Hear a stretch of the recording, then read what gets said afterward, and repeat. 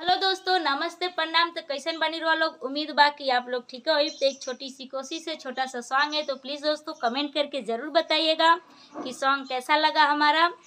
तो सॉन्ग है हमारा, तो है के बना के लैनी कनिया, कहाँ झेले खातिर परेशनिया।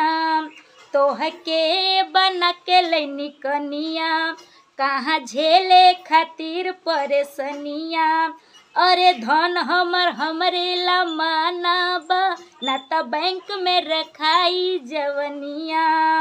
मन में जे तहरा सबर रही राजा जी, मन में जे तहरा सबर रही राजा जी। तपतले कमरिया जिंदगी भर रही राजा जी।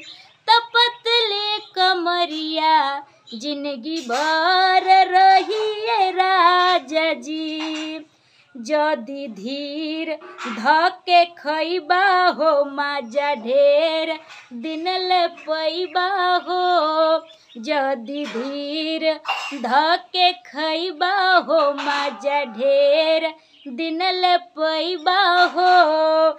सावन के आसे नु हो कि बैठे पिया से नु हो। सावन के आसे नु हो कि बैठे पिया से नु हो। कमवा बिगड़ला ए जी डर रही राजा जी। कमवा बिगड़ला ए जी डर रही राजा जी। तपतले कमरिया जिंदगी भर रही राजा जी। तपतले कमरिया जिंदगी भर रही राजा जी। तो है के बना के लैनी कनिया, कहाँ झेले खातिर परेशनिया। अरे धन हमर हमरे ला माना बा, ना त बैंक में रखाई जवनिया। मन में जे तहरा सबर रही राजा जी। तपतले कमरिया जिंदगी भर रही राजा जी। तपतले कमरिया जिंदगी भर रही राजा जी। जदि धीर धके खैबा हो, माजा ढेर दिन ले पैबा हो। जदि धीर धके खैबा हो, माजा ढेर दिन ले पैबा हो। सावन के आसे नु हो कि बैठे पिया से नु हो।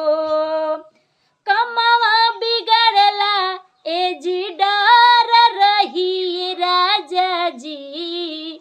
तपतले कमरिया जिंदगी भर रही राजा जी। तो प्लीज़ दोस्तों, अगर सॉन्ग अच्छा लगे तो लाइक कमेंट सब्सक्राइब जरूर कीजिएगा। अगर इस चैनल पे नए हैं तो बेल आइकन को दबाना ना भूलिएगा। और नमस्ते प्रणाम।